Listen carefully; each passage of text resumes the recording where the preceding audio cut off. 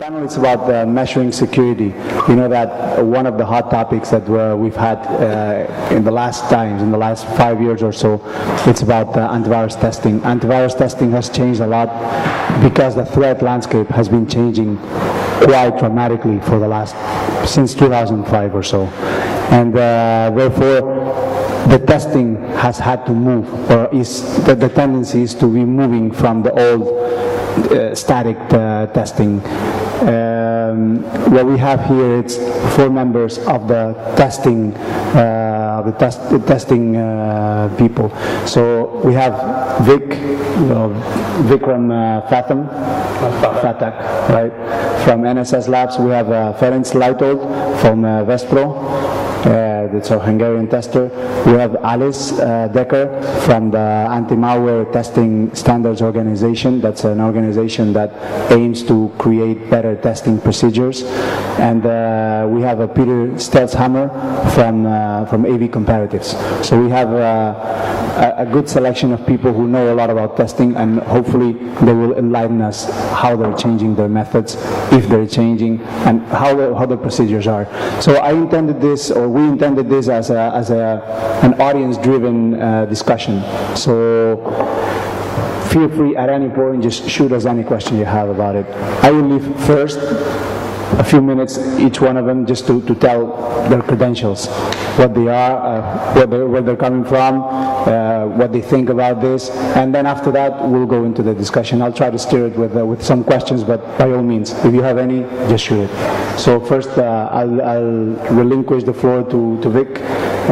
Is that okay if I call you Vic? Okay. So Vic will tell us something. Thank you. So I'm Vic Fatak. I'm with NSS Labs, Chief Technology Officer. We've been doing testing. Well, the company's been doing testing since '91. Primarily started off with intrusion prevention, firewalls, and things like that on the network side. A couple of years ago, we switched to doing, or added the host-based products, and we focused on live testing as our goal, because we looked at the issues that David talked about in the changing threat landscape, and we realized that the host testing wasn't reflecting that. It was sort of the used standard certification stamp. The one difference between us and I think pretty much, I don't know how the Hungarian folks do, but we're the only ones. Now Peter does it a little bit differently too, but the short of it is that we don't take money from vendors. Okay, so we do our testing and we charge enterprises to read the reports, which is the biggest difference, because that way my alignment from what my goal is perspective is to make sure that my readers have the most valuable information. It's not to create controversy. It's not to give somebody a pat on the back. It's just to tell them the facts so they can figure out what's the best for them and what do they do.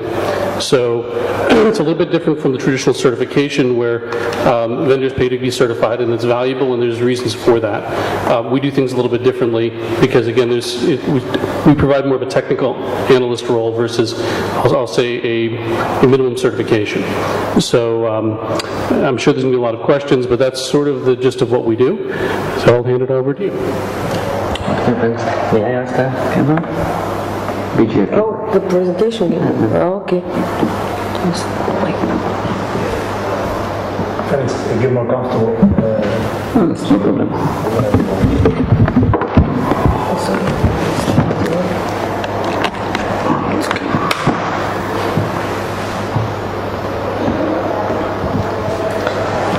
So I am translator from Vespro TD, and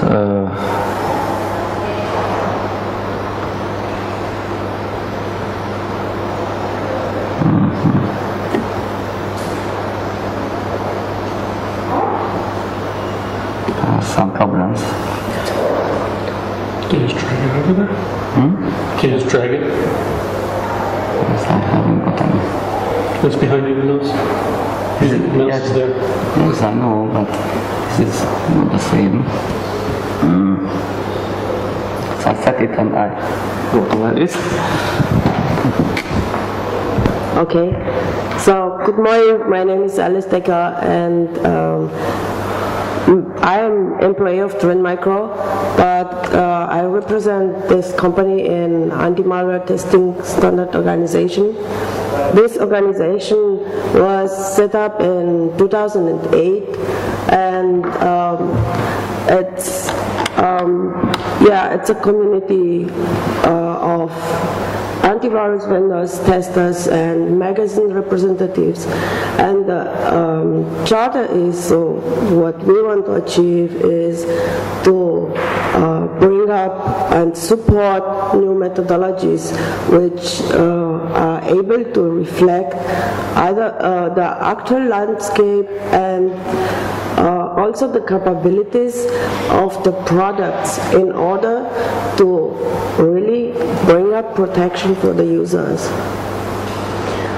As we had so in the history, it is so the landscape changes itself, so that in the 90s the malwares were brought to a system, let's say like that, through boot sector on floppy disks. So and then afterward we had propagation, so the threat delivery was made through email. That was in around 2000. To that time also we had macroviruses, and so the whole threat landscape evolved. However, so until 2005 we could say that the number of the threats is more or less known. So like looking at the number of signatures we had, we could say, okay, so the world has around 150,000 threats.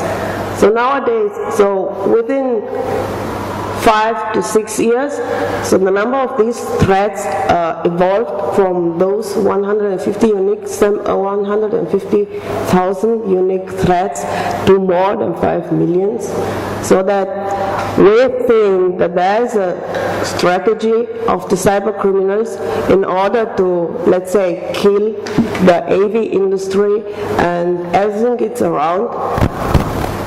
So that what the antivirus vendors did was to change their technologies in order to fight this high number of threats, and also, so in the same time, to be able to give up a higher protection to the users. And in the same time, the tests, well, let's say, tried to evolve, tried to come up. However, we had massive problems in the sense that the tests keep staying with simple scanning of a collection of files, and just at the last time some tester organizations attempted to change this, and one of the pioneers is NSS Labs from the US, and also AV Comparatives and other guys. Which is, so from AMTS perspective, this is a great thing, and we hope that this will keep moving so that the user finally have an idea or can be led into how product fits best to his environment. Okay, thank you. Thanks. So, I am Ferenc Leitold, and I am dealing with anti-malware testing since 2002, and I would like to start with a little history of antivirus softwares and reflecting to the main point and difficulties of testing. And of course the difficulties of anti-malware testing nowadays. And last, I would like to say some words about our checkpoint testing and that we would like to do to solve these problems. So, a very long time ago, it was 22 years ago when I have met with my first virus, and it was this cascade. It was in 1988. Some months later, I think it was in January 1989, I have received an antivirus program called Scam.exe.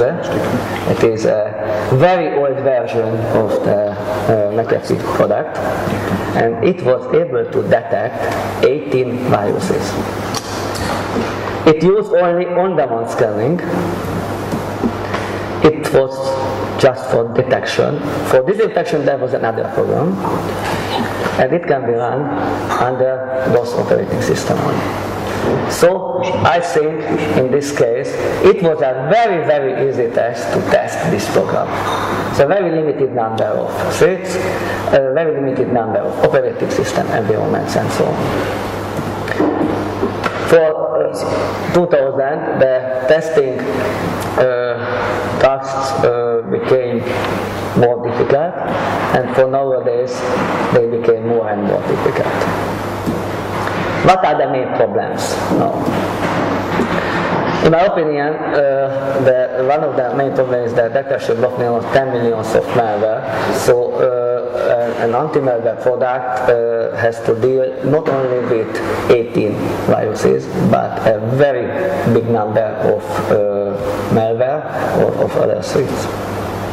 Not only on-demand scanning are built-in security product today. There are other protection on access proactive and so on.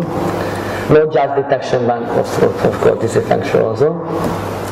And there are a lot of operating systems in many, many environments.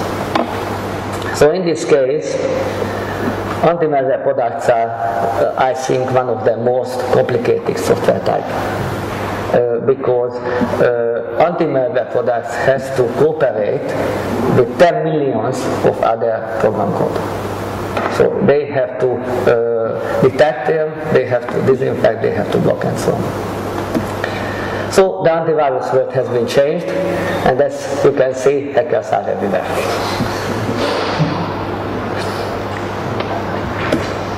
So what are the main difficulties? So the first part is from the threats. So the big number of samples, big number of threats exist, and there are new techniques. For example, drive-by download.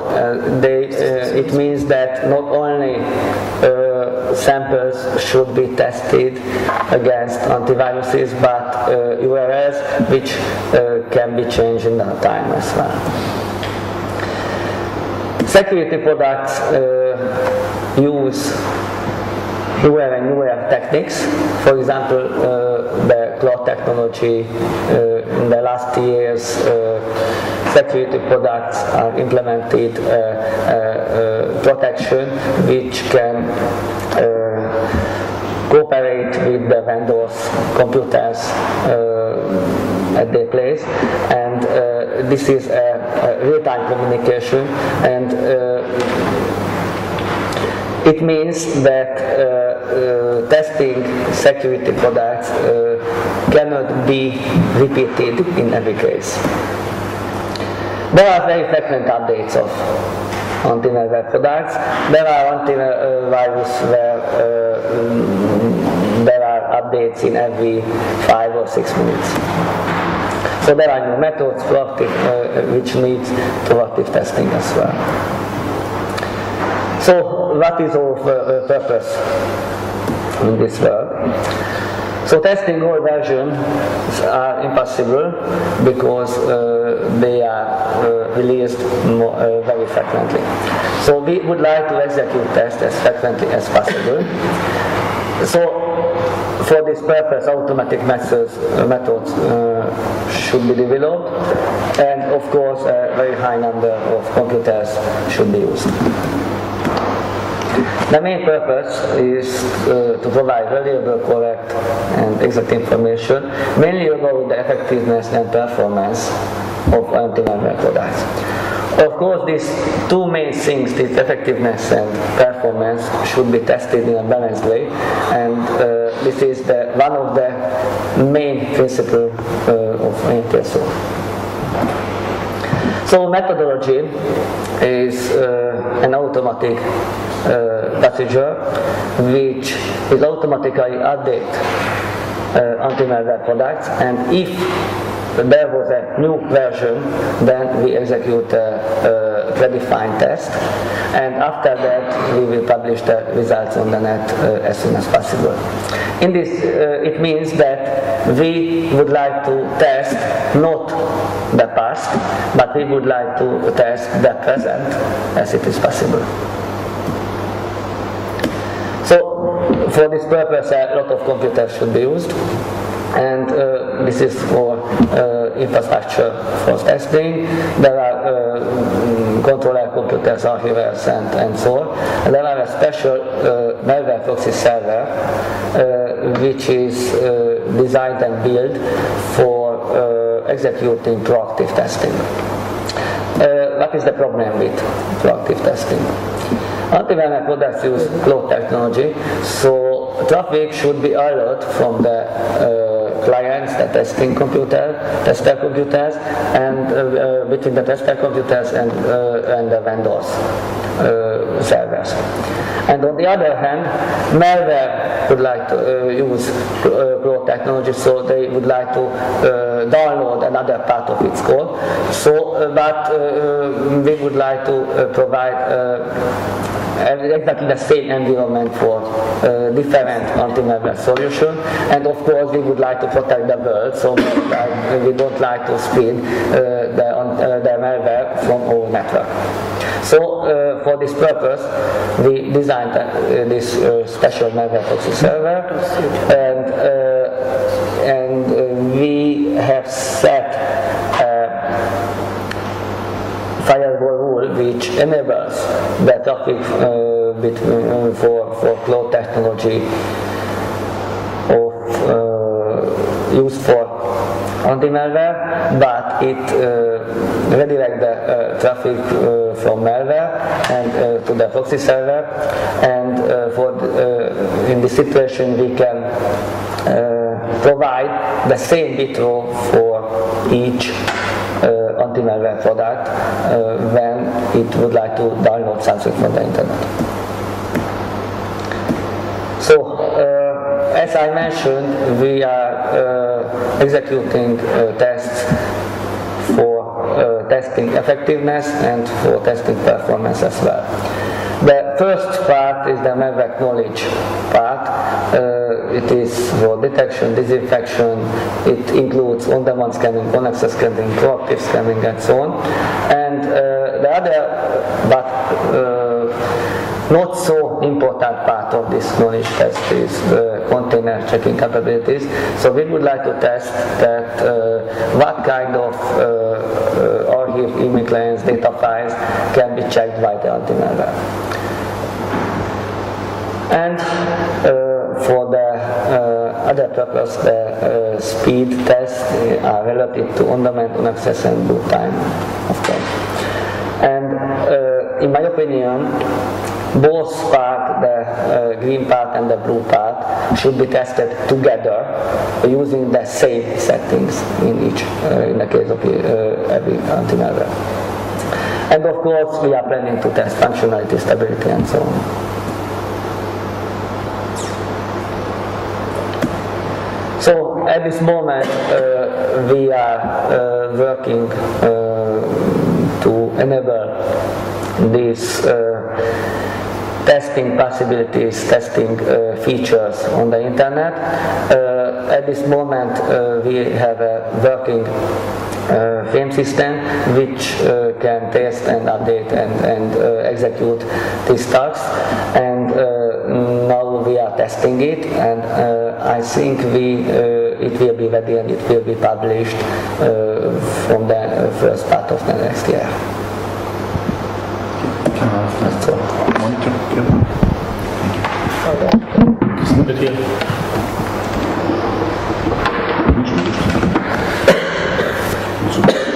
Fängst schon mal an?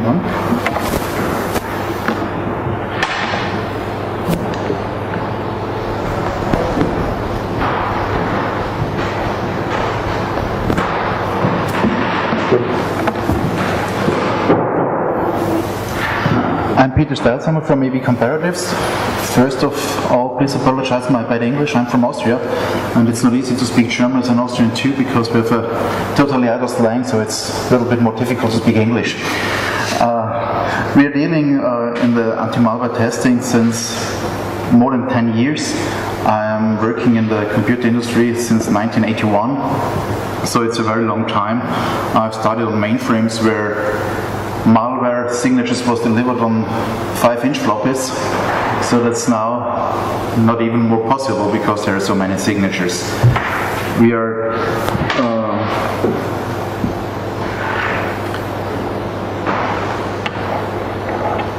AV Comparatives is an Austrian non-profit organization, and we always stay independent. So we are doing our tests totally independent, and we do not belong to any vendor.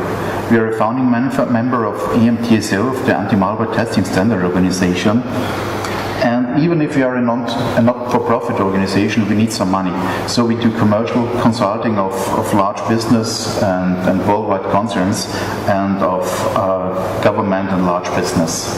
This is the way we earn our money, and a part of this we are refunding to the AV Comparatives for testing. Now on this topic today, it's about changes in malware testing. It's getting more and more difficult. If you look back 3 or 4 years before, or just the last year, it was very common to test with on-demand testing. Just to right-click and look what is the detection rate of an antivirus. It was totally replicable, and it was very, very easy to test. And nowadays, like Ferenc told, it's getting more and more hard to test it. And we have also, like all others, like NSS labs or other test labs, done a new methodology. We have done a new test of the whole product dynamic testing just in August. And I have the test with me, it's done. We are not releasing it next year or in 2 weeks. We are releasing it today evening. I have it with me, and we can talk about this test just right here now in this auditory. A very important thing is that the tests now are not more replicable. It's not so easy to do it because you're working with products which have their services in the cloud. You cannot test. You can do a test today in the morning, and today in the evening you will get a different result because the vendor has updated their cloud. Or if you are researching for malicious URLs, you are researching for them and you find them right now, and in 10 minutes they disappear. So you need more and more, and really more URLs to test. It's not possible to give statistics relevant or prevalent tests without testing less than 100 or 200 URLs. If you test with 50, 60 URLs, and I have a statistic here, we can talk about this later, you will get results which are not statistically correct. So you have to test 500 to 1,000 URLs a month, or better, you have to test 100,000 URLs. But this is not possible. So we have to test as many as we can. And in our new testing methodology, we have a new system where we can test as many as we want. It depends only on the hardware. So now we are a not-for-profit organization. We're working now with 400 servers in our lab. It's crazy expensive. So we have to do the testing on as many machines with less money as we can. And we try to do this. And as this is an introduction, I will stop now and give to David back, and let's start the discussion. Good. Can I have one of the microphones? Thank you, guys.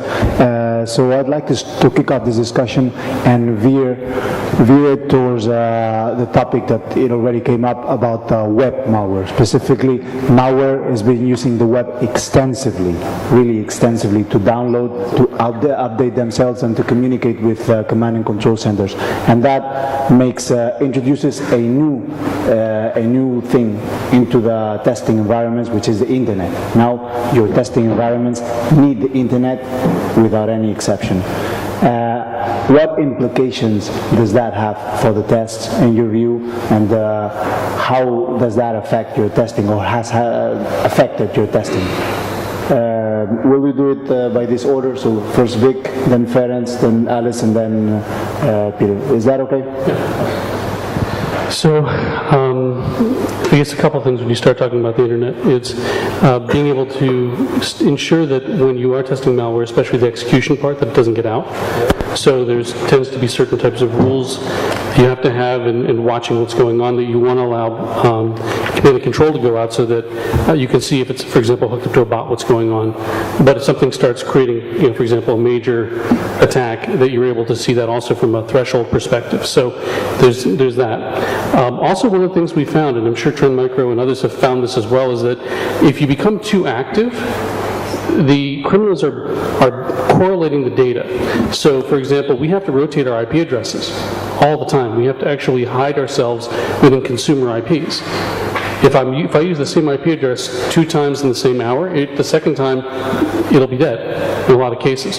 So, and there's actually some viruses or some web-based bots and things like that are out there that specifically look to see if you come from the same IP address within an hour. Then the code says then dish up a 404 or something. So there's additional complexities as soon as you start talking about web. I think the biggest one again becomes how do you hide yourselves amongst sort of all the other clients that are out there, all the consumers that are out there, not give yourself static IPs and things like that, yet have the firewalls, yet have all the proxies and the protection you need, right? So that's one of the challenges. But again, we came from a little bit different perspective than the traditional AV tester. We've been dealing with internet-based things for a little bit longer. We've been testing network IPSs and other devices that were network-based. So it was we weren't doing the on-demand click. That wasn't our expectation coming into it. So for us, it was as a newcomer into the AV testing area, it was probably not as hard for us to change as it would be for some folks who've been doing things a certain way for a long time. So the main implication of the new threats, wares, and so on, I think these new malware types radically change the testing, and the first, the number of the new malware are changed, and on the other hand, in my opinion, I think it is very difficult to select a relevant set for testing, because URLs are not for many time exist, and it means that, for example, months and later, the malware cannot be accessed. And in this case, the test is not cannot be reproducible, and it means that in a month later, that malware, that threat is not relevant. So I think it means that the testers have to change the methodologies according to this.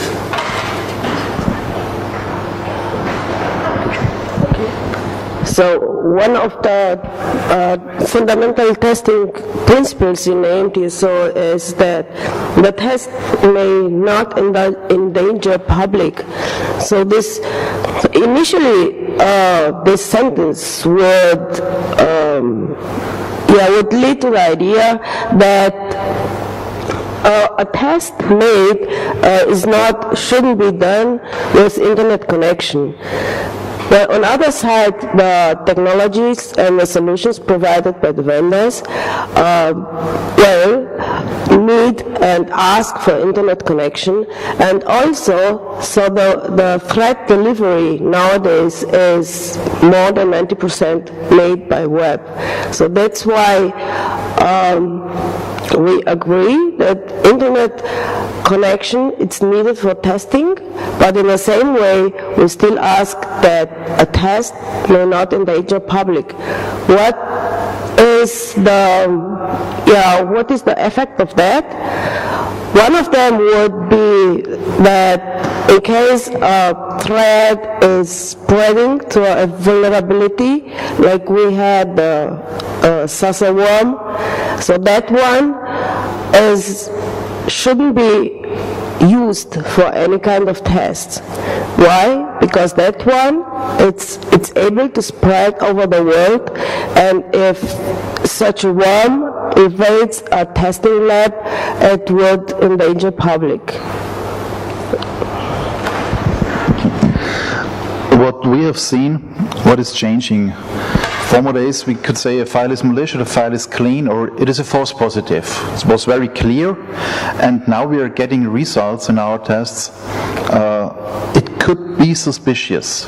The user is sometimes shifted, the decision is sometimes shifted to the user, but my grandma doesn't know what to do if there is standing, file could be suspicious, or this file hasn't been downloaded very often. You are one of the first users which is downloading this file. Do you want it executed anyway? A child will execute it because it is not thinking about is it bad or not bad. And this is one of the problems we are solving in our analyzing of the results we're getting. We have to interpret the results in the right way. So we have to define a user. Is it a grandma user which is blocking everything, or it's a gamer who is accepting everything to get his serials or his key generators or anything else? So it's very hard for the user because the decision is shifted to them. About the replicable, an on-demand test could be repeated in any time. You can freeze the machine with the signatures and you can repeat it. And now vendors are using host-based methodologies with cloud-based services or URL blocking or DNS blocking, and the response is changing every second. Another problem Vic has spoken about is the thing with the IP. We are using in our lab 32 different IP addresses which are changed every 8 hours, because the guys who are doing the malicious things, they are not stupid. They know exactly what they want, and they know exactly how to infect the workstation. So if you're going to a malicious URL, it could happen that if you come back with the same IP address, you will not get delivered with the malicious code. You will see a very pretty site, or you have to go through a referrer to the site, because if you go with a direct link to the malicious code, you will see a HTXS driven site which displays a totally different thing. So you have to replay the way the user is coming to the URL. It's not done that you point directly to an exe file. You have to go to an exploit or to a drive-by download, and you have to go the right way. You have to search in Google, you have to click on the referrer site, and then you have to go to the right site. And also it could happen that as we are sitting in Austria,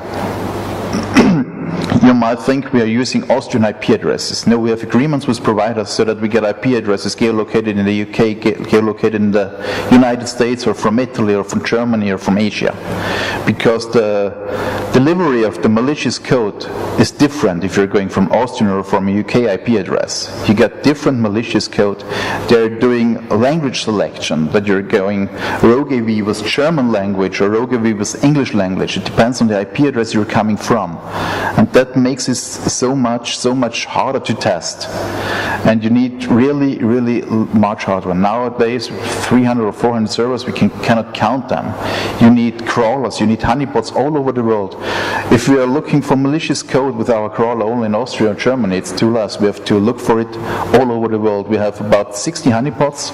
Also here in Spain, we have 2 honeypots. And you need for each honeypot agreements with providers.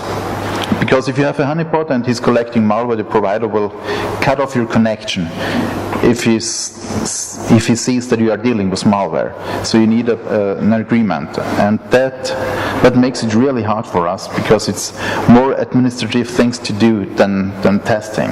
It's really hard. I think I get back to David. Is there any question on the web threads and how they affect testing? Because I already have questions on my own. So, when they were speaking For instance, I was thinking, if you guys get a URL, start testing products with a URL, and in the middle of testing, it becomes dead, just gets down, knock down the whole server. Do you count it for the rest of the product? Do you invalidate that URL and you stop testing? Then it's a situation that may arise. I don't know if it does very often, but how do you consider that URL? Do you take it down from the test? Do you continue testing and you count it for the ones who did detect it up to that point? Just a question. So I'll give a third option, which is that everybody goes to the same URL at the same time. So, and we also test over time. So we'll test over a period of 10 days or 15 days or something like that. Now, almost invariably, almost every single URL that starts off in the test, by the end of the test, it's not there anymore. So we count them as long as they live. So we actually measure how long the URLs are taking, and we measure how long it takes for the blocking mechanism in products to work. So we call our time to block. So some folks may take 2 hours and some may take 72 hours, and that's how we can measure. So it's the same. So that timing issue is measured. Okay, but all requests are done at the same time, right? All requests are at the same time for the same URL. Exactly. So we have a little bit other solution for this. We first download everything from the malicious site, store it in the proxy server or proxy, and we provide the same bitfall for each anti-malware. And it means that we can replicate this test with the same content of that site. And of course, it means, on the other hand, that we are sure that each anti-malware receives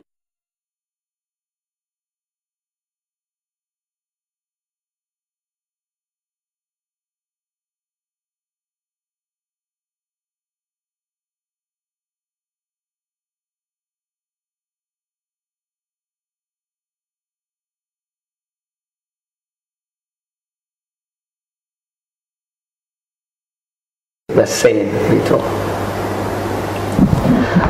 On the other hand, that we can store not only the state of the malicious website in a time, but in every time it has been changed. I think the main problem is what it was mentioned, that the testers has a network, the testers has an IP address. And we have known malware which has anti-malware tricks inside it. What can we do if there will be a malware which has an anti-malware tester tricks in it, so it excludes the IP address of testers? Then we can't do anything. So we would have to ask for another IP address, and it would be a problem in the future. We are changing the IP address automatically every 8 hours, so it doesn't happen. We do the same way like NSS Labs. We are testing one URL at the exact same time. It's just a time shift of about 5 to 10 seconds, not more. And we are not using a proxy. We are using a direct connection to internet, because we have seen that some vendors, if you're using a proxy, and also if you route the vendor's cloud-based access, so not over the proxy, get different results. So we are not using any proxy, but we have 5 workstations running which are doing the same through a proxy, so that we have a proxy to replay everything. Another thing is, if you are researching for an URL and you are you're testing the URL, you can reach the URL and there's still a site on it, but it's not anymore malicious since 10 minutes before. So we have to check every case.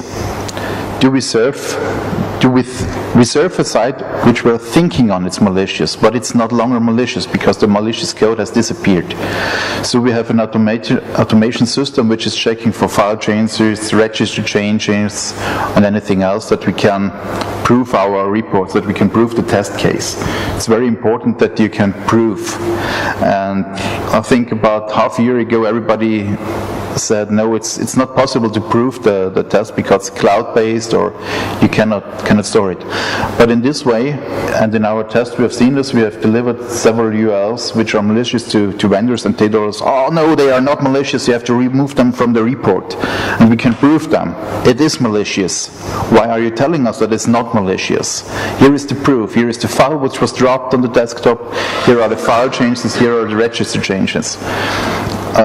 That's a smaller problem if you can prove it. But every vendor tries to deal the game of the testers. Every vendor tries to deal it. And so something we are disclosing from our test to the vendors that they are not able to know what we are doing in the exact way. Because if we do this, they will deal the test. I have more. Speaking about the URLs, we have changed, the environment has changed in a way that files, which used to be the traditional bad thing to look for, now we have changed to not only looking for files, but also looking for URLs. URLs are as bad as a bad file. So you're looking for both. You're testing both a bad file and a bad URL. Does that change how does that change the results of tests? You have to do two different test sets for files and for URLs. You consider them the same, just as malicious? Are they different test beds that you draw stats from differently? Well, so for us, we test it all the way through. So we start with the URL, we click on the URL, something downloads, and then we execute the file. Or if it's able to download, sometimes it's blocked, in which case there's nothing to execute, right? But that way we can go from sort of cradle to grave, from beginning to end, at any given point in time, and we can know what the different block rates are. Right? One of the challenges, and I think Peter alluded to this, is that, and I've talked about this before in some marketing, or not marketing, so some of our marketing and PR material may be talking about this, that the threat landscape has changed. It used to be that the only thing you would see would be viruses that would grow exponentially. I give it to you, you give it to people you know, they give it, and so on. So in theory, if you were 2 weeks later and an AV signature came out, then that was okay because you're still protecting millions of people and only maybe 10,000 people got hit. Right? You hadn't hit that inflection point where massively increases, or the virus massively increases in rate. Well, with the web, what we're seeing now is that it's campaigns. We're seeing things going through advertising networks. We're seeing things going through social networking sites, Facebook, Twitter, and so on, right? So it's a complete shift. Whereas instead of the attack being back-end loaded, which is what a traditional virus is, it's now front-end loaded, Trojans and keyloggers and things like that, right? So it's a different type of a threat. So if you wait to measure, if you wait a day to measure, it can change and skew the results tremendously, because most people are being infected by this web-based attacks within the first 48 hours. So if you wait 24 hours, half the people that were going to get infected are now infected, and you haven't been able to measure that. So as a tester, freshness becomes really, really important. You didn't really ask that, but that was sort of, I think you're right. And I think Peters has the same approach with this. So what we're seeing in our results is very different from traditional AV testing, where, let's say, you've got your wild list, which traditionally is about 60 to 90 days out. So the way it works, for those of you who don't know, is someone says, I found a piece of malware. They then have to get somebody else in a different organization to concur. So you have two independent researchers say, yes, that's right. It then gets put into the wild list. Now this process can take, again, 60 to 90 days. But by then, if you're talking about a web threat, it's not only long gone, I mean, it's forgotten about a long time ago. I guess so there's this whole approach, I guess, in the whole thought process, that we become, to a large degree as testers, researchers, because we have to be able to keep up. And the whole idea of traditional testing was you can have a test run as you make your upfront investment and then run it for 5 years and reap the rewards. Well, testing has become a lot more expensive because, again, it's front-loaded in research. And research is ongoing and continuous. So I'll hand this off, but I think I know probably... Okay. So, I think that one of the most important things for testers to prove that every tested sample is malicious. And the main purpose of it, in my opinion, is that there are anti-malware products that can detect or block malware if it has execute some activities. And if there is a malware which is not execute some malicious activity, then it may not be blocked by a specific anti-malware product. So thus, suites, malwares, it doesn't matter that it is files or URLs, it should be proved that they are malicious.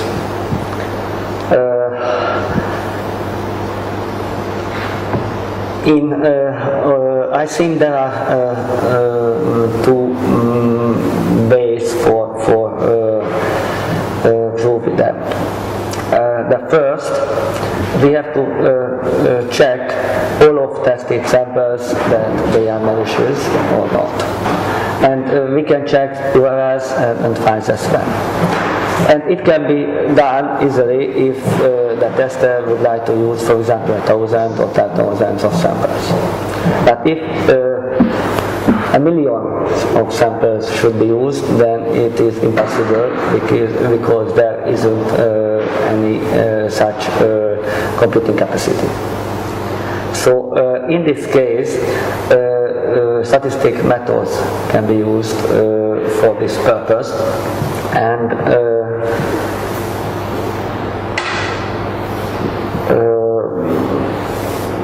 for example, not only for all of samples should be tested, but randomly selected samples can be checked. And of course, in this case, using the probability analysis, error margin can be calculated for this sample set as well. So.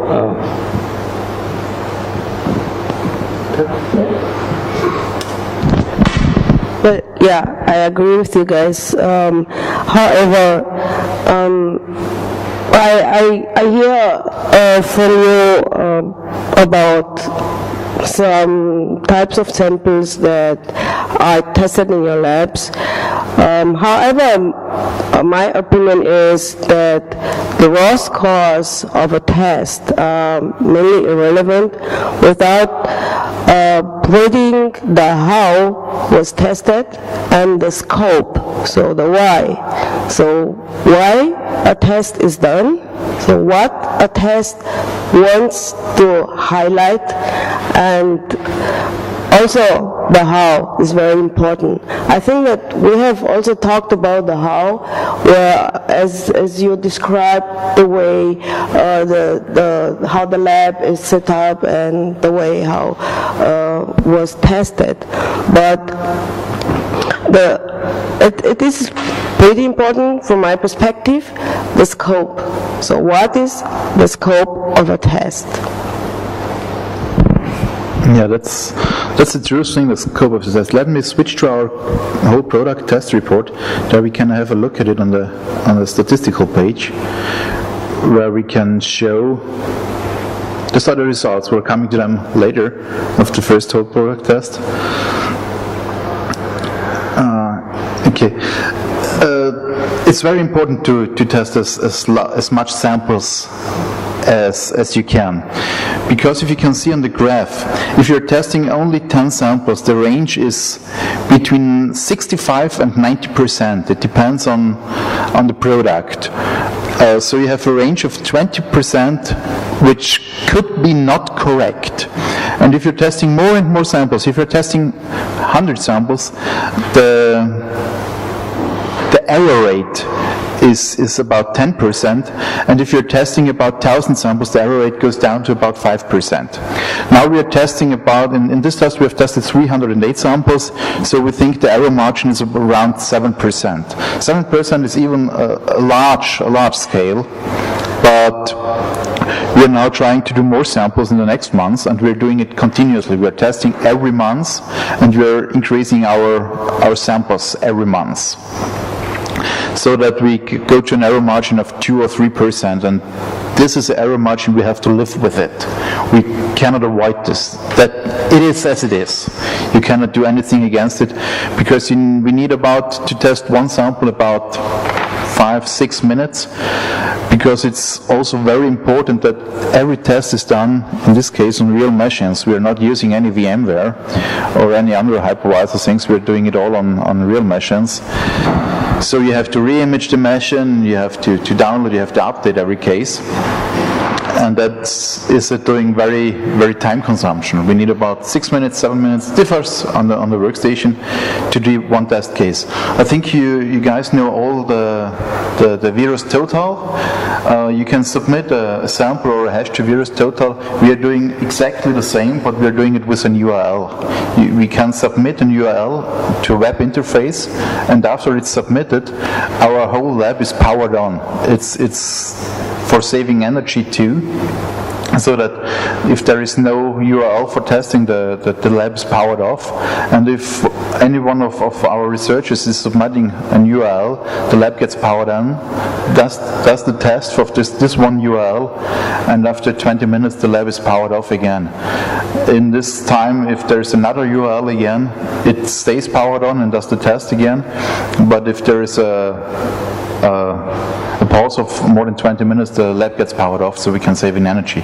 We are now paying about 2,200 euro only for power in the lab, so it's very important to save energy, not only for the environment, also for the total cost of ownership. I have a question with respect to how. Do you want the microphone? No, that's fine. Okay. How do you approach a role there? As in, that's the software which looks authentic, and most of the time you must have come across, let's say, antivirus software, or which says that it's antivirus software, whereas it's actually malware. So how do you approach that? And second thing, what about malware that comes through the smartphones and iPhones and all that? What's the strategy for addressing both of these? So,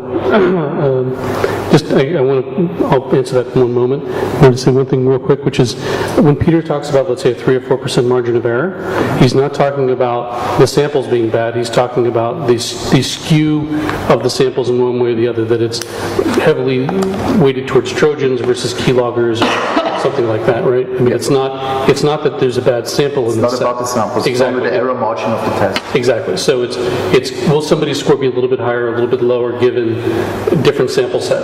Okay. So now to your question about how do the fake EV and so on. So our approach, I can't speak for them, but our approach is to include those in our test. I mean, we're actively going and have, as Peter does, I think probably as Fenza does, we have active honeypots and things like that. So we actively have people manning them, browsing the web, doing social networking, doing Twitter, things like that, so that we can be targeted. I mean, these are real people sitting behind real PCs. So from our perspective, once we have it, it gets included. And now in terms of the smartphones, we're starting to do some testing in that area. It's quite interesting because from our perspective, there tends to be more exploit than traditional malware.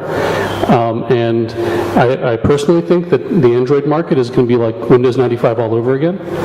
So if you're in the AV industry and you want to go make some money, figure out a way to protect Android, because it's a petri dish.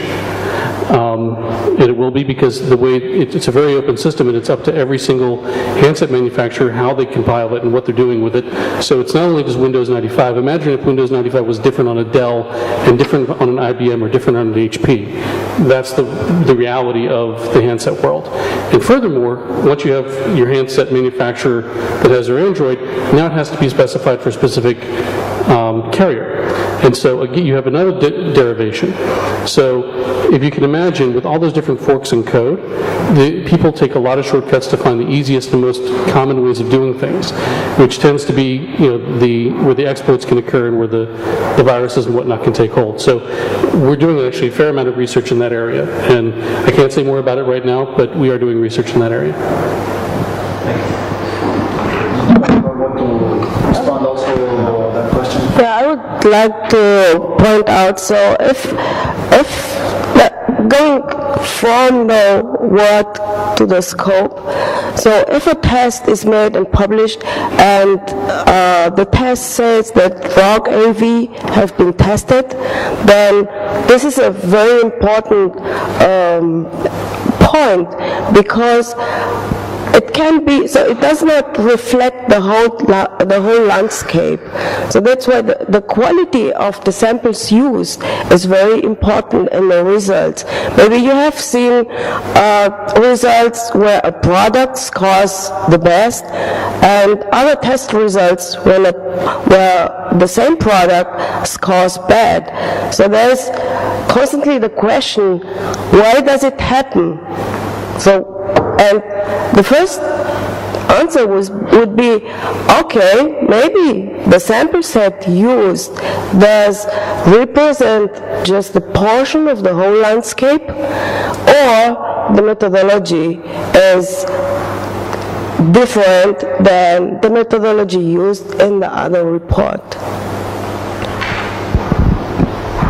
Yes, that's true. There are 2 points, the ROG AV and the mobile security. At the mobile security, we have released just 1 week before our mobile security report, and it's the same. Android is not protected. It's a short answer. There are only less products which are protecting Android. Android is an open project, and I think it will be in future one of the platforms with the most attacks will happen.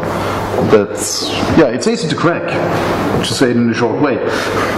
And in our mobile security report, we have found major bugs in products which are doing mobile security. So if you are going to buy a product for your mobile phone, and you should buy a product for your mobile phone, it's not about the malware, it's about anti-theft protection. Your mobile phone could be stolen, your data is on it, and everybody can read your data. That's the problem. The malicious code is not the problem. Go to your vendor, to your provider of your phone, grab a new one. That's not the problem if it's malicious code, if it's infected. Pay a large amount of dialing sex hotlines or anything else, or open some PDF you get with Bluetooth and dial another sex hotlines without knowing it. But that's only less of money, but you can lose your personal data. That's the problem. You can use your management summaries, your bookkeeping, your financial reports you're storing on your mobile phone. And if it gets stolen, maybe it was stolen by the right guy which can use the things. And about the other thing, the ROG AV, we are not focusing on our tests on zero-day attacks. We are focusing on attacks which are coming to the user, and we do in our testing, we're testing the range of the whole product. This means we are looking is the URL blocked, we are looking is the file downloaded, is it executed, and after it is executed we have to look at the behavior of the program. And on every stage the vendor, the AV product, has the chance to detect, or better say to protect before the threat. So we are looking any kind of stage, and if they're starting an AV rogue product and the vendor is detecting or protecting before installing, it's okay. But if it's installed and it's calling outside, it's blocked by the firewall only on the outbound, that's too late. It must be blocked or protected before it goes outbound. In one instance, I have seen that you have this free application, free AV application, and it would detect, it will actually alarm the user that there are so many issues on your computer, there are like some 15,000 You mean the fake alarms, or? fake alarms. And all the user needs to do is say yes to fix it. And the moment yes happens, you have the malware in action. So I'm basically thinking of those kind of thoughts. Yeah, we've even seen some that pretends that it's McAfee semantic trend. You don't have the logo of the AV vendor even on there, so that it's hard for the user to distinguish between a legitimate web pop-up, which happened with all your products, right, versus the rogue. Yeah. And the vendor must detect the rogue too. Yeah, absolutely. It's hard. Yeah. And we are using all the default. If you are doing the test and there is a question of the product, of the vendor, of the AV product, of the real AV product, we are using the default settings. If there is a malicious code you want to block and it's by default yes, we're using the yes. If it's by default no, we're using the default no. It depends on the vendor. So, thinking at the life cycle and the purpose of the ROG AV, so why do people have or get ROG AV, and how comes that so much damage is done? So the thing is that ROG AV itself is actually not really damaging. It's a very annoying piece of software, and it can even, let's say, damage the PC. But in fact, the damage is done by the user. So the user gets afraid of those many fake alerts, and then it wants to clean and say, please help me clean it if you are here, something like that. And then, what happens then? It pops up a window where it asks you to buy the software, and the decision to buy, it's up to the user. So giving the credit card number and pressing on I accept the conditions, this is something that an antivirus software cannot really protect of. This is the human decision, and well, I don't know if it's good or bad, but in my perspective, the ROG AV and the damage done through the ROG AV, it's still to the user. This is in order to change this, and I really believe that users are changing the mindset on giving credit cards and buying everything just because a pop-up say, hey, if you want to clean your system, just buy me. It's like Alice in Wonderland, eat me. That's the point with the ROG AV. Doing the research we've been seeing, it seems like a twofold or two-pronged approach from the criminals. They're trying to create a lot of false positives, so you end up having sort of this, how do I put this? False positives is the wrong term. They're trying to create a lot of alerts, right? And that's part of the reason why you have so much volume of malware, right? Because the more they can get used to people seeing something going, oh yeah, click OK, click OK, click OK, they become desensitized to it, right? And then it makes it harder for you to protect them. And that's also where the ROG AV comes into play, because it's also sort of undermines the question of, is my existing product working or not working? And there's some interesting research we've been doing in terms of doing some surveys and asking people and seeing just volume on what's going on. But it seems like a very concerted effort to discredit traditional AV products that's going on both by the volume, which I think you mentioned before, as well as some of the ROG AV products. And it's definitely a strategy. I mean, it's not just sort of happening by accident. So. One more question. Does AMTSO, right? AMTSO. Does it recommend any baseline for determining the quality of a sample? Are there any metrics in place for that? So you mentioned that quality of samples is more important. Yeah, right. So the fundamental principles of AMTSO imply that the sample set is collected and validated, and also it is statistically relevant. So on the AMTSO website, there are a lot of papers with best practices, and also some refer to the sample validation and sample collection. So that those best practices come from the researcher areas and also from testers and vendors together. So we work together in order to bring up the best practices from our perspective, since we think that we have the experience to, and we follow that, we have the experience to talk about what would be the best practices. So I have a little different perspective. Alice knows this. I'm not a fan of AMTSO because of just the thing you just asked a question of, which was, for those of you who can hear, the question was, does AMTSO specifically say, here's how you define a malicious sample, here's the tools you should use, and so on. It doesn't. Which means that AMTSO is, from my perspective, gives the vendors just enough room to say they don't like something. There's no positive reinforcement or a positive model that says, here's exactly what you should do, which to me is it's a political out.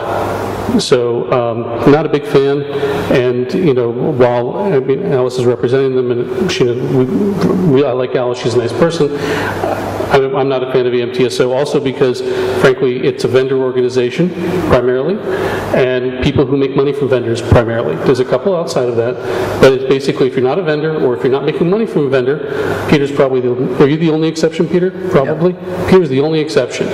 Okay, everybody else is making money from the vendors, or it's the vendor themselves. So it's not exactly, their interest is not in well, there's academics who may want to make things better. The marketing people and the business folks know how just to tweak things in the right way so that they can discredit a report if they don't like the results. I want to leave the opportunity to Alice as an AMTSO member, just to defend yourself. Every coin has two sides, right?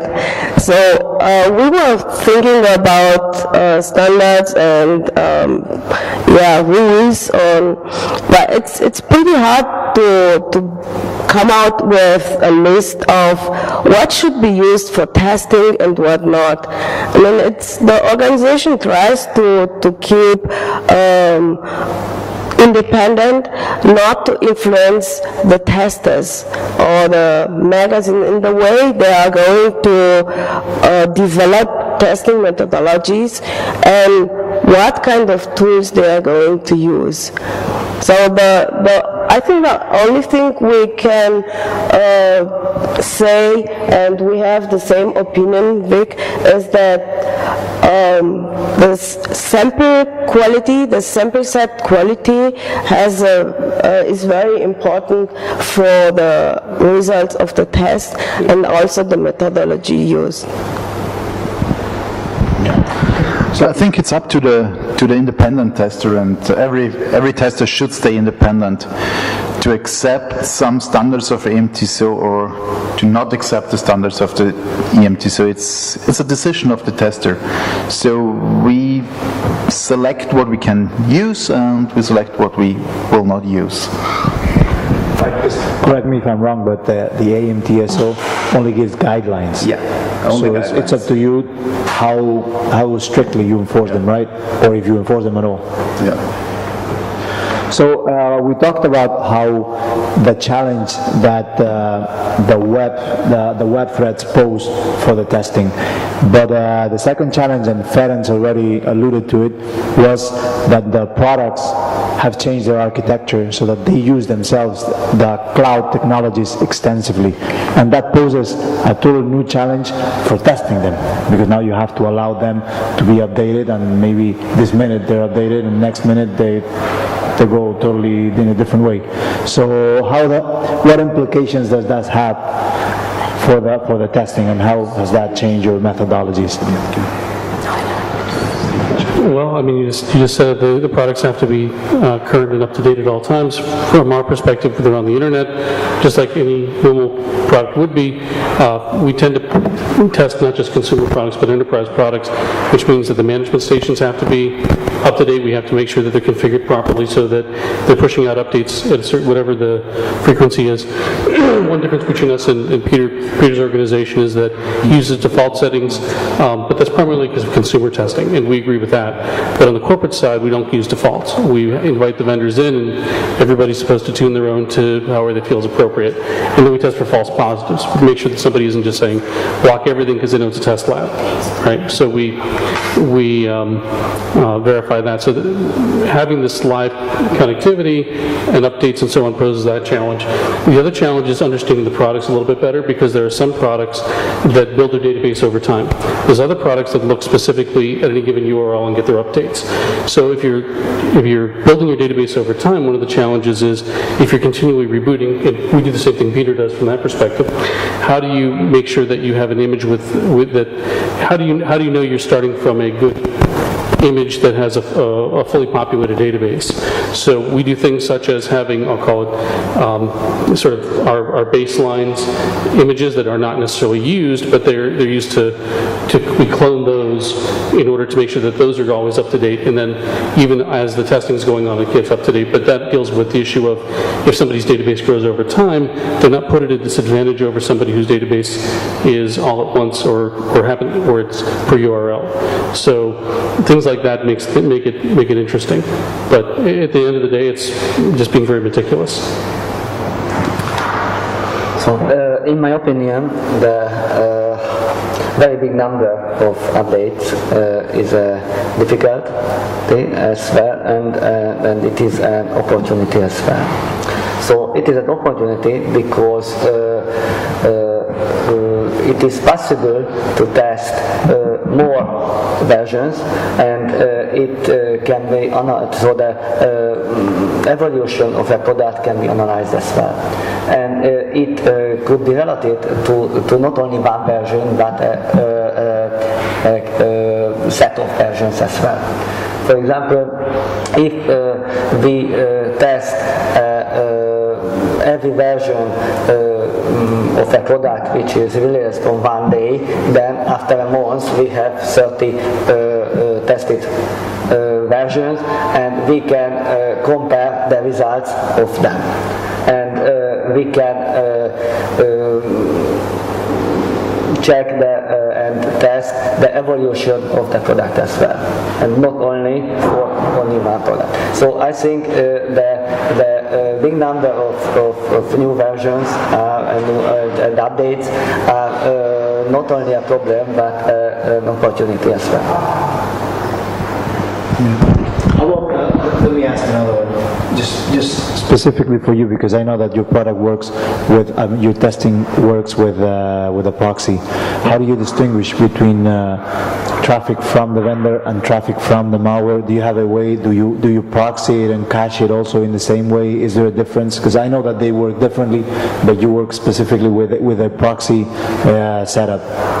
Is there any difference for you in that traffic, malware traffic and product traffic? So it is first. I would like to start it with the beginning. So first, when there is a new URL, then we store it on the proxy. And the first time we don't execute a test against any antivirus, but we execute the malware on a client without any antivirus. We would like to see how it works, but it does. And afterwards, after we have known every activities. For example, it can download other paths from other URLs. We can collect them as well. And when we are ready with this, we can test with antiviruses. And then we know every URLs what the malware use. The others are related to the vendors, but on the other hand, we can know the vendor URLs as well. So we can distinguish with easy firewall rules between the vendor URLs and the vendor URLs.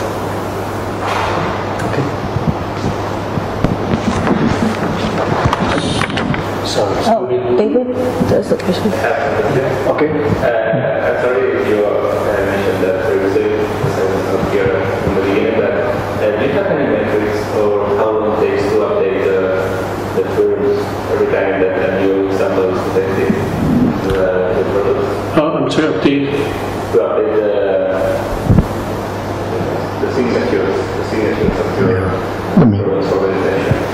Because many times when I was in some malware, we find out in Barcelona, for instance, that it's not detected and it takes some time obviously to process it and detect the antivirus. So I was wondering if you have any metrics. And the second question related to this one is what do you think of this approach?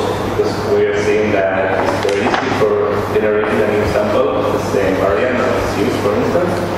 And of course, the signature-based detection is useless in this case because it's very easy to propagate a new sample with a very new signature. So questions are related. If you don't mind, I would like Peter to give us a view, and then we start over with the same question with Vic, so that we can hear the whole table. Peter and the view of the AMTSO member. Okay. We do it in a very honest way. Every day in the morning we do a totally update of all scanners, a complete update, and for each test run, let me show have it in where. Yeah. Every morning we do totally update, download and install a new base of the image of the complete test lab, which a totally updated antivirus scanner. And for each test case, for the testing cycle, for each malicious URL, we do a total update of the scanner, which signature-based updates or anything else. We give the product about 2 minutes to do the update. And this is enough. If the product does not an update by its own, we force it with a batch job. So for each test case, the signatures are not older than 2 or 3 minutes. They're always totally up to date. This is very important because the user, which should be protected, has the same. It's an updated antivirus product. Some products give you updates once a day. Some products give you updates every 8 minutes, and some products are using cloud-based methodology or a combination of all. So we have really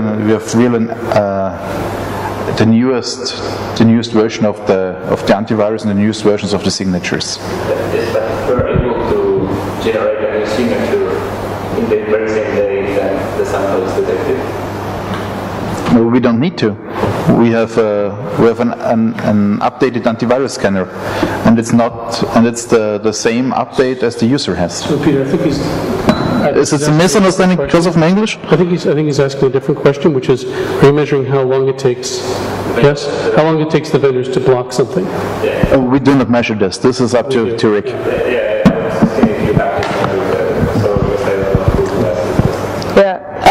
Just to add before it goes to Vic, the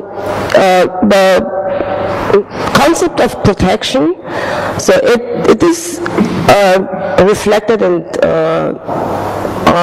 introduced in some products, so that in case of Trend Micro, we are more looking of protecting the users from the source itself, so that we are actually trying to and working hard to block the threat by its source and not the threat by itself.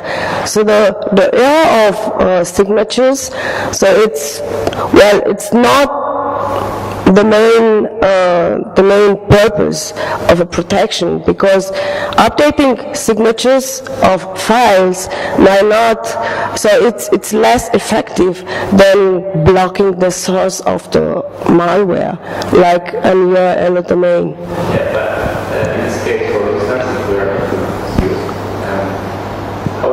possible that one sample is not detected, but tomorrow it's been detected, but it's the same series, it's doing exactly the same. So it's not that the heuristic needs to update the behavior or something because the sample is doing exactly the same, but the sample itself is changing, the amplifier, the hashes, and everything. So in this case, I assume that it is some kind of signature detected thing like that here. Right. Alice, let me rephrase it because I think I understand the question, and I would like to know the recommendation of the AMTSO. What he wants to know is, we not only want to measure whether we detect the sample or not, but when we finally detect the sample. So do we keep monitoring with the same pattern file or with newer pattern files and seeing, okay, now we didn't detect it, but 10 hours later we finally detected it. So does that metric exist? Vic confirmed that they do measure that. Peter, they don't measure that, but is there any recommendation for the AMTSO as to whether we should or how? No, actually the AMTSO does not make any statements about this. I mean, it's matter of vendors, how they design the protection, and it's up to the testers how they test these metrics. Okay, that's fair enough. Vic wants to add something to it. Am I right with your question? Did I rephrase it correctly? Okay. So, whereas AMTSO may not take a perspective on this, we do, which is that when I started talking about from a trend perspective, there's a few vendors, Trend Micro is one of them, McAfee is one of them, there's others, who are blocking the URL. So they know, let's say, that a certain URL and certain variants of that URL have been dishing out malware. There's maybe one small recorded usage for valid purposes, or maybe no valid purposes. If you know that, then whether or not it's Zeus A, B, C, D, it doesn't matter. You can block the URL. Now, in the case of something like Zeus, it started off as traditional malware and it moved into the web-based with an exploit and so on. The benefit of a URL system is it doesn't necessarily care whether or not it's malware or whether it's an exploit or whether it's a phish. Just from a reputation perspective, it's a known bad. Now, that doesn't mean that you're going to stop Zeus. It just means that that source, as Alice was describing, is a known bad. But what we've seen is in our testing, there's about a 17% increase in blocking malware, right, of all kinds with those types of reputation systems. And it's different for different vendors, but it's a pretty big uplift versus just the traditional signature-based malware detection. I have very clear that you guys, your positions, but I didn't hear Ferenc about this. I would like to hear whether your testing tests the quality of pattern file over time. So not whether we detect it now, but when do we finally detect it? Just a yes or no, or something.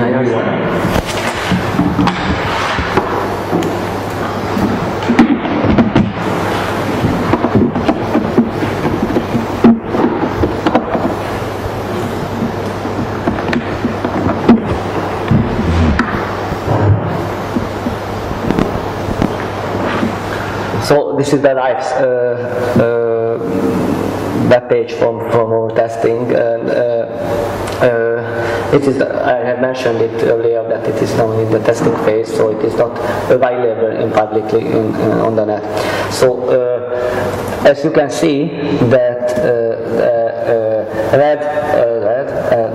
yellow text represents updates, and all of updates are executed between 10 or 15 minutes. And as Peter said that they execute every update once a day, then we execute updates continuously, and we would like to save all of versions that it is possible. Of course, if there is an anti-malware where there is a new update in 2 minutes or 3 minutes, we are unable to save them. Our purpose is to store each version if they are released in about 20 minutes. And later we can check these updates. And the respect to the question that if there is a URL and there is an anti-malware which can detect that URL. How long does it take? Meaning, you test it now and then 6 hours from now or 8 hours from now and then again and again and again until it catches it? So all framework is able to store the URL content, and we can check the anti-malware product against this URL, and later we can check again and again, and we can determine which is the first version which can detect it. And on the other hand, if the first version we check can detect that URL, for example, we receive the URL later and then anti-malware product has updated against this, then we can go back as well. So if it is required, we can determine which was the first version which could detect it.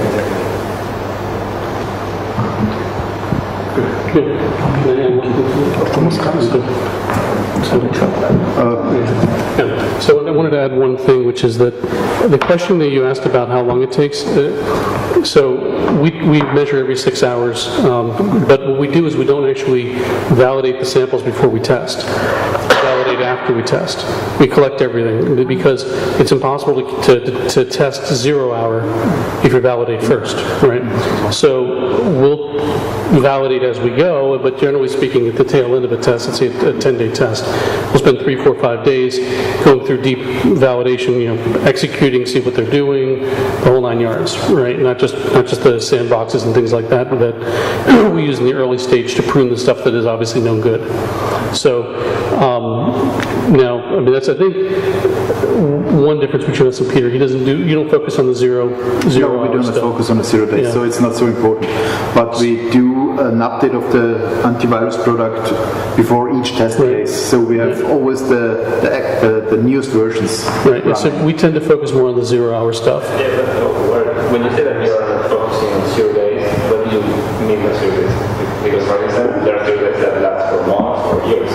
This is saying that it's not that important. I'm not so sure. Well, a 0 day is for me a 0 day which we have researched now, and a 0 day is a really 0 day. This is coming up on Monday and we test on Monday. That's a 0 day for us. If it's older than 3 or 4 days, we test it. That's not a 0 day for us. Yeah. It's that it lasts more. Until the vendor releases the patch or something like that. Yes. No, it's just let's talk about exploits and vulnerabilities. Okay, so that's a little bit. I don't think Peter. You don't test exploits at all, right? We're testing exploits. So you are doing exploits now, not just malware. Yeah. Okay, because we've been testing exploits as well, but we're not testing 0 day exploits. Okay, now that's something that's going to change. Part of our research, we've developed a tool that allows us to just see whatever's out there from an exploit perspective, but it's literally multiple man years to develop the tool to see and find the exploits. Now, most of the exploits we find are 3, 4, 5 years old. They're still being used and they're part of most major attacks. Something like what happened with the Google, you're talking about Aurora, type of an exploit is very rare. And it happens, but in terms of, it gets a lot of media coverage, but it's the tip of the iceberg. It's probably 5 or 6%, if that. And the other 95% is IE peers, it's things like that have been around for a little while. So in some cases, I mean, and we actually have an exploit report that came out recently that vendors were still missing exploits that had been, or vulnerabilities that had been disclosed in 2006, 2007. Vendors were still missing protecting against those exploits. So we differentiate malware from exploits and vulnerabilities. I mean, not everybody does, but we think there's a clear distinction between a consensual download where somebody intentionally clicks on something and downloads it thinking that it's bad. So we call it social engineering. Versus an exploit, which is it's an attack on the computer, and it's not an attack on the person, right? And now the AV industry calls them drive-bys, but frankly, there's a lot of exploits that don't drop off malware onto the disk that we've been seeing. About 30% of what we've been seeing is keyloggers and Trojans that are just memory resident, which frankly, I can honestly say 0% of the antivirus vendors catch it, unless they stop the exploit. Right? I mean, it's just because folks that are just focusing on the malware, they tend to need it to touch disk before they can do anything with it. So we can have a longer discussion. I mean, but if you actually open panel, you can have more questions. But so I just wanted to clarify, when they were talking about 0 days, it's 0 days on a regular sample from the day that the sample has been first seen. We never talked about exploit until just a second ago. Just there's a distinction there. Okay, just and I'd like to ask now the panelists about the implications of how malware samples are being presented to products. Because back in the day, we just fire up a scan like Ferenc was telling us to do scan.exe ****. That's it. You have just a database or a folder full of malware. You just let it run and let's see what the results are. Nowadays, how you present those URLs, how you present those files is in a different way. Does that change? Does that affect how the performance of the metrics of the products are, how the testing are being done, etc.? yes. Short answer. So we actually have some reports coming out that show exact same time frame, different results when a product was tested with the same sample coming over USB, coming over network file share, coming through email, coming by web. Different results. It was really, really interesting. And everybody's told us the same thing. It's the same engine. Anybody who's done software development knows it's not just the engine, it's the implementation of the engine that matters.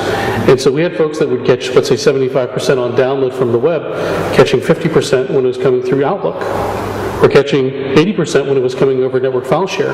But if you double click on the executable on the network file share, they got 0%. It was really interesting. So the usage and the use cases that you're testing are really important, and from my perspective, you have to document it, because different methods have very, very different results. Of course, I have a very short answer for this. We just introduced the malware, the URLs or the files, as the same way as the user will get it. And it must be the same way. It's exactly what Rick said. You have to introduce it in the same way. Short, but that's it. I am agree with that.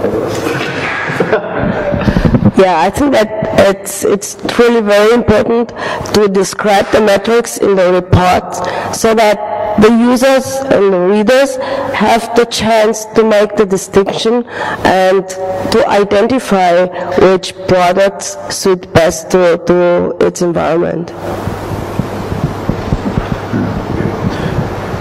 So about the sample collection, how sample collection has evolved. You were kind of skimming through the topic earlier, but I would like to get a little bit deeper onto how do you validate samples, how do you get those samples.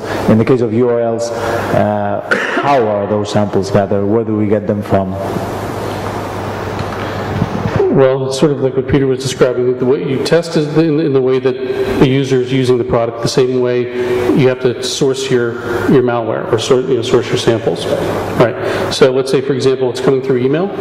Then, if it's an attachment on email, you can't use it, put it on a web server, and say it's a web attachment. It doesn't work. I mean, it's not fair. It's not right.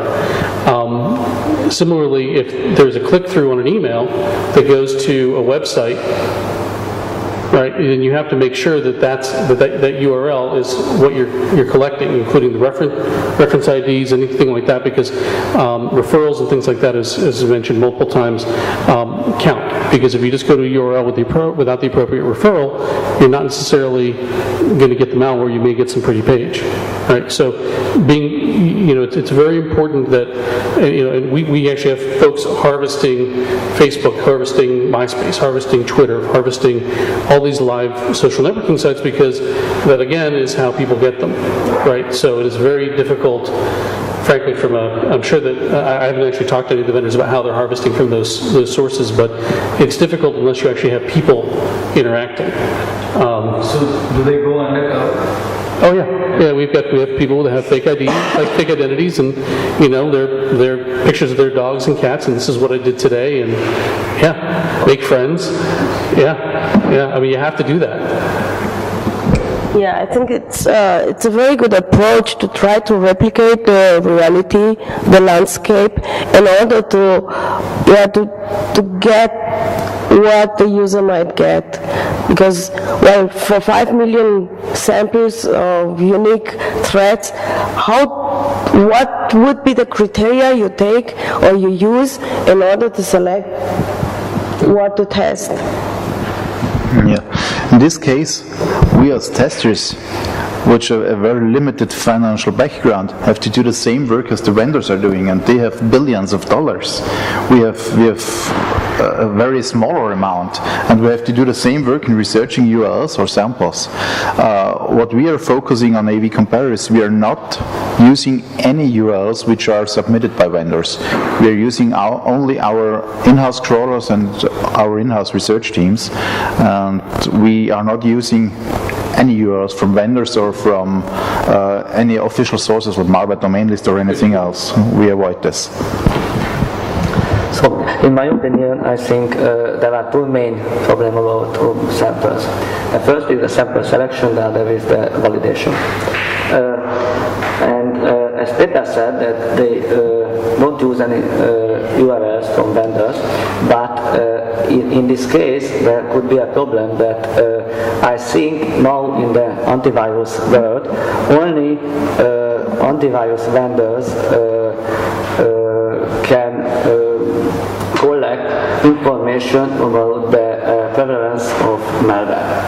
And it is a very good question then that how could we select relevant samples from a very big number of URLs, and which is more important, and maybe the others are not so more important.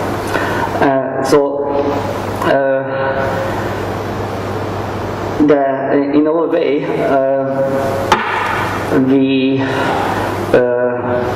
as I mentioned, we can use two possibilities. The first is about validating. Validate every sample we use for testing. This is easy because we have a special frame system, and we can check every sample, and it is possible if we would like to execute on-demand or access scanning, but not dynamic testing. In the case of dynamic testing, validation should be executed during the test as well. So I think if we test anti-malware programs against a malware, it can be a file in a file, or it can be a URL, then we test it dynamically, so we execute the malicious code, then we have to prove that the malicious code is activated.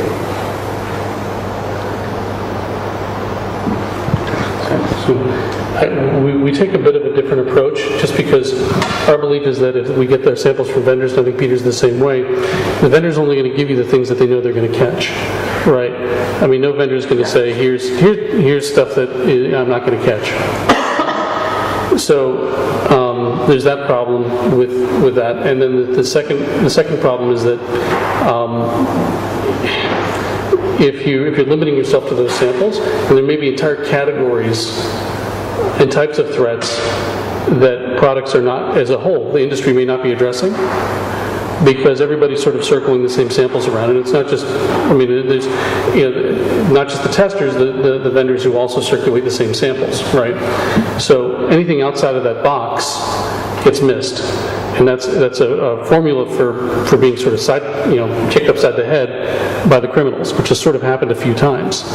Right, whereas if everybody's independently doing their research, then the chances of somebody coming across something, whether it's testers or vendors, right, is a lot greater than if everybody's sort of collaborating and cooperating.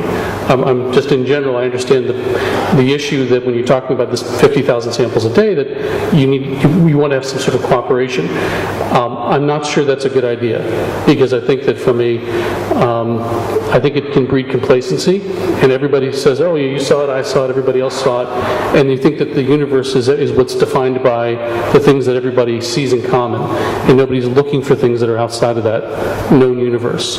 I don't know if that makes sense or not, but that's one of the things just systemically I'm not a believer in sharing samples. I mean, that probably goes against what most AV guys think, but probably fairly controversial to those guys, but Any other view on this? So I'd like to ask if there's no more questions. Okay, fine. Just one more question. I think most of the conversation is focused on Windows-based viruses.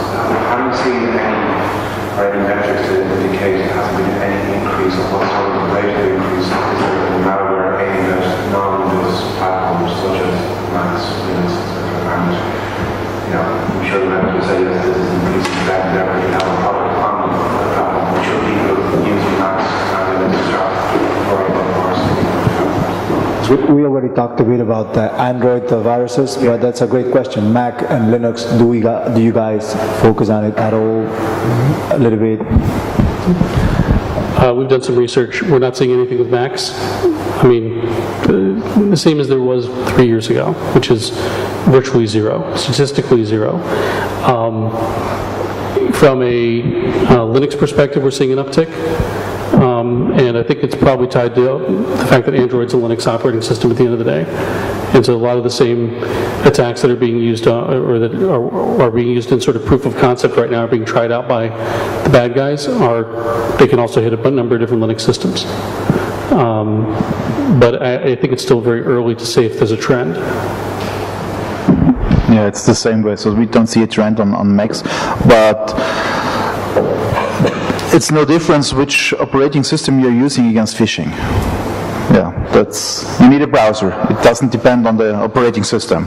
Phishing is everywhere. Yeah, so actually, as we said before, the threat delivery nowadays is through web, so that actually it makes no difference what you are using. If the threat is going to be executed and posted in a memory and spy your credit card numbers or your intelligence property, then yeah, you'll get it. But what Brian is saying is that we not only focus on the URL, but the URL will bring an exe, and that exe is very platform dependent. Yeah, the exe itself. Is there any guideline as for testing on Linux or whatever kind of other executable, not only access? Yeah. That was the real question, because URLs we understand. If it's phishing, if it's a URL that downloads something, we can block the URL. But after that, the attack focuses on an exe that finally has to be run and executed on a specific platform. Yeah, from executable applications, I think indeed Macintosh systems are more secure due to their concept, due to their design. In case of Linux, I would say that Linux systems, since those are pretty used in the server landscape, that those are more attacked by remote access, and especially by rootkits. And of course, these are the main types of threats which the vendors try to detect and to block. So I want to add one thing, which is that there's a lot of these toolkits, exploit toolkits that are out there, right, that folks are purchasing and then use to dish up some sort of nasty. What a lot of them do is they fingerprint what the operating system and the applications that are running are. So it can tell if you're running, just like when you go to, let's say, a website, bbc.co.uk, it can tell if you're running Internet Explorer, Firefox, and it can, depending on what you're running, it can provide you the optimal website experience, right? Same thing goes for the malware, right? So now what we're seeing is that, what I'm seeing, we're seeing in our lab is that if you're running a Mac, you just don't see a lot of it. I mean, there's still some, but generally speaking, if it's a PE, it's an executable, it's a Windows-based target, right? Because that's still the majority of the systems that are running out there on people's desktops. Now, exploits, if it's an exploit against Adobe Acrobat or an exploit against Firefox, you're absolutely right. It doesn't matter what platform it is. It's the, now, are the offsets potentially different? Are the, when you, I don't know how much you know about exploits, but basically you can have the same vulnerability, but because it's on a different operating system, you can have different offsets to trigger the vulnerability, right, and exploit the system. So you can be different, but again, if you're fingerprinting what it is, then it doesn't matter. But again, just in terms of the effort people are making, I mean, at the end of the day, they have an ROI like anybody else in business, and the ROI is just not there in a lot of cases. I'm not sure that Mac is necessarily more secure from exploits. From traditional malware, yes, because you have to sign in, give your password, you want to run something, right? But if a system is being exploited by its very nature, it's bypassing those security functions. So, and I'm not sure, just the research we've done, I'm not sure that Mac is all that secure, frankly. It's just not that widely used. Yeah, I find it, there's a few points. If I was to target somebody, the other Macs to me would be trying to target today because the people who will buy the Macs tend to be more happy than people who buy the Linux. And there is the attitude of because I have a Mac, I don't need any virus. So there are more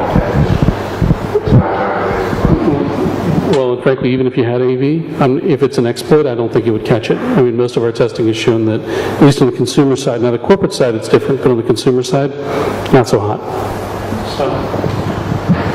So we only have a few minutes left, so I'd like to wrap up, or let you guys wrap it up, by telling us how performance metrics have changed, because they clearly have evolved a lot. We have included new metrics like the ones we were talking about earlier about the retest, but I'm sure that there are many new metrics that didn't exist before and now we're telling people about. And well, I would like you to expound on that topic, and perhaps Peter, you were asking me earlier about showing your test. Maybe that would be a great moment to show your metrics. So let's start with Vic. Let's go all the way to you, and then you show us your screens, okay? So from a performance perspective, I'm assuming you're talking about like the boot time and things like that? Everything. Okay. All the performance. So we actually have some reports coming out. The testing's been done a long time now that measure how long it takes to open an application with a baseline, meaning there's no AV product, and then install the AV product. How long does it take to do it? And we measure, usually it's 500 iterations, so we can average out and say, took longer one time versus another time. It doesn't have a meaningful difference. It's sort of that chart that Peter was showing earlier in terms of, how many iterations or how large your sample size affects affects your error rate, in fact. So that's one of the things if you're testing performance, if you just do it one time or 10 times, your error rate's going to be very high. So we test boot time, we test how long does it take to load an application. We were actually testing certain things in the past, like looking at how much memory there was being used and so on, but in talking to our enterprise customers, they didn't care. They said just, we care about how long it takes to boot. We care about, and less than that, because booting only happens once a week. We care about, how long it takes to open up a certain application. So it's warm start, load time, things like that matter. So for the app, Word, Acrobat, Excel, things that the people use every day. Not only that, I meant also the performance of the protection, the performance of the AV product. It used to be like we detect 97%. Oh, okay. Now there's more metrics on that. How do you measure the performance of that protection? Okay, so we measure in different discrete areas. We measure the performance of the web attack, as Peter, he's got the same thing here, right? We measure how long it takes time to block and so on as part of that. We also measure separately exploit protection. We measure separately the ability of handling evasions properly, which unfortunately for everybody across the board was not very good. And we measure network file share, USB, email, and so on. So basically all the different ways that a person's going to be using a product. And so it's got a lot more complicated compared to just you can right-click and scan something. It means that I've got to test something 17 different ways from Sunday in order to give people accurate advice. But that's what we have to do. So, about a year ago, we have made a little survey about which is the most important property of anti-malware products. So on the first, there is of course the knowledge that how many malwares are known by the anti-malware, and on the second place,